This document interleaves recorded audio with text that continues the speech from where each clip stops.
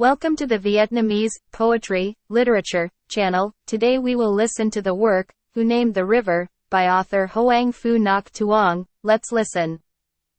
Among the beautiful rivers in countries that I often hear about, it seems that only the Perfume River belongs to a single city. Before returning to the peaceful delta, it was an epic song of the jungle, roaring amidst the shadows of thousands of trees, fiercely passing through rapids and waterfalls, swirling like a tornado into mysterious bottoms.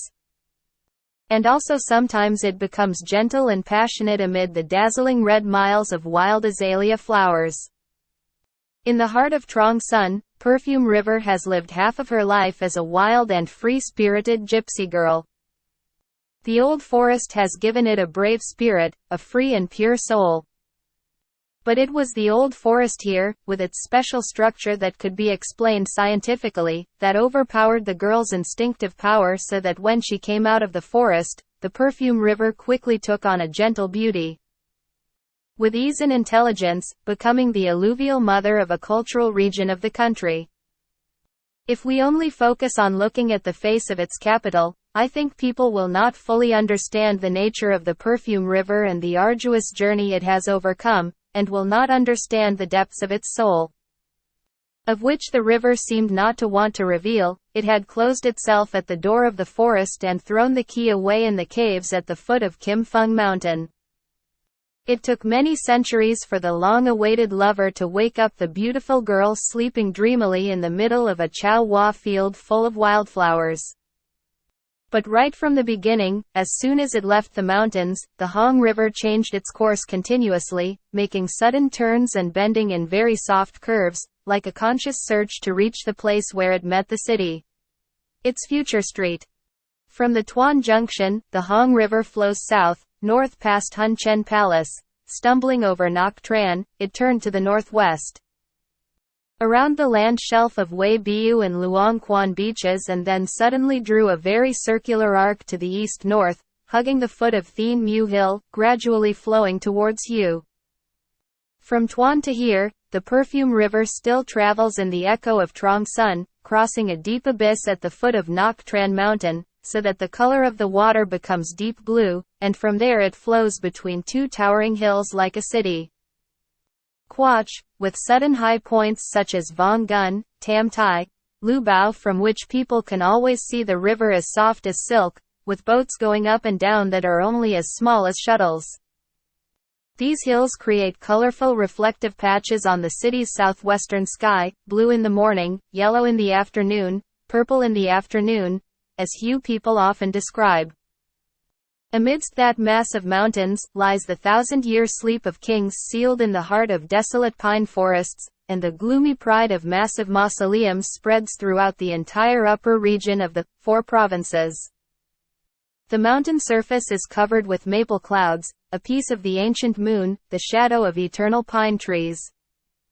That is the quietest beauty of the Perfume River, like a philosophy, like an ancient tree, lasting until its calm water surface meets the ringing bell of Thien Mu Pagoda on the other bank, among the villages in the Midlands. The sound of chickens.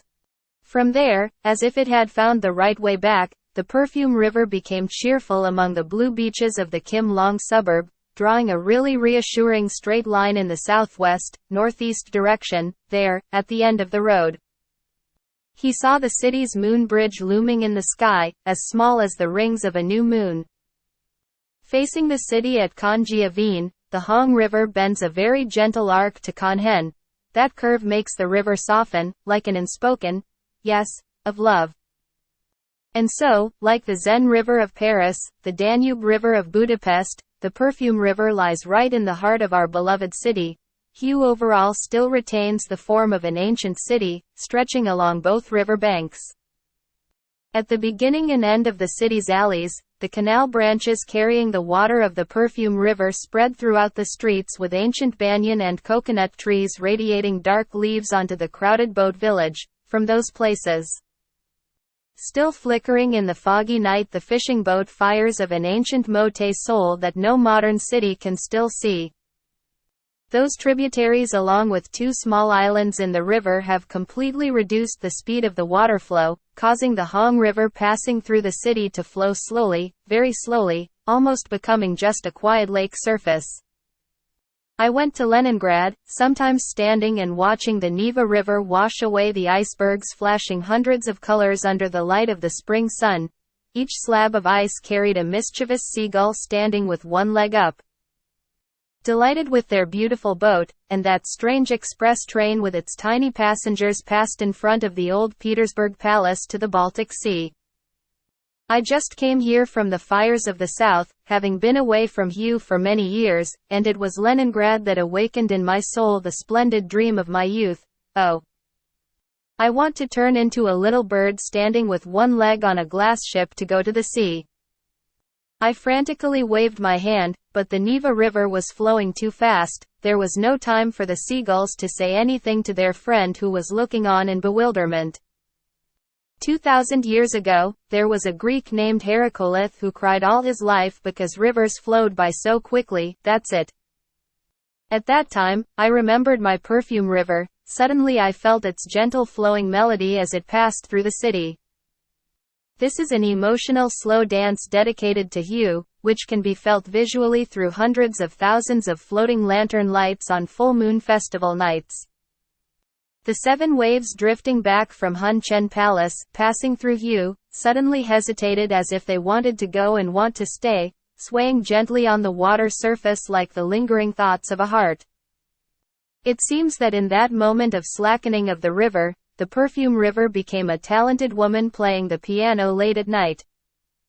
Many times I have been disappointed when listening to Hue music in the middle of the day or on a theater stage. That's right, the entire Hue classical music scene was born on the water of this river, in a certain boat compartment, amidst the semi-sound falling water of late-night oars. Nguyen Du spent many years floating on this stretch of river, with a sad moon, and from then on, the musical instruments went on throughout Hue's life. I witnessed an old craftsman, who had been playing the instrument for half a century, one evening listening to his daughter read Hue, clear as the sound of a crane flying by, dull as the sound of a stream only half falling. Coming to that sentence, the artist suddenly stood up, patted his thigh, pointed to the page of Nguyen Du's book and exclaimed, "That is the 4 great scenes." Leaving the capital, the perfume river slants to the north, embracing Conhen Island, dreamy in the mist all year round, gradually moving away from the city to linger among the green of bamboo and the areca gardens in the suburbs. Mr. V.Y. Da. And then, as if remembering something that had not yet been said, it suddenly changed direction, turning east, west to meet the city one last time at the corner of the ancient town of Bao Vinh. For Hue, this is the place to say goodbye to the 10-mile-long communal house. As for the perfume river, which is flowing in the middle of its soft alluvial fields, this turn is truly surprising. There is something very strange to nature and very human-like here, and to personify it, I call it lingering, even a little secret flirtation of love. And like Hue on the night of love, at this river crossing, the Hong River lovingly returned to find its Kim Trong, to say an oath before returning to the sea, still young, still water, still long. As for, still remember. That oath echoed throughout the perfume river basin in a folk song. That is the heart of the people of ancient Chao Hua who are forever loyal to their homeland. The river and its lagoons, the canals winding through the city along with the attitude of the houses set among lush gardens, all give Hue a relaxing, reserved purity. For artistic and intellectual inspiration, Hue was and remains a center of Vietnamese culture. The beauty of Hue and the history it bears witness to have endowed the city of Hue with a national cultural and touristic appeal. National and international. Not a paragraph, this is an exact document of the United Nations, prepared by the UNESCO Secretariat, published in the recent issue of Cultural Heritage magazine.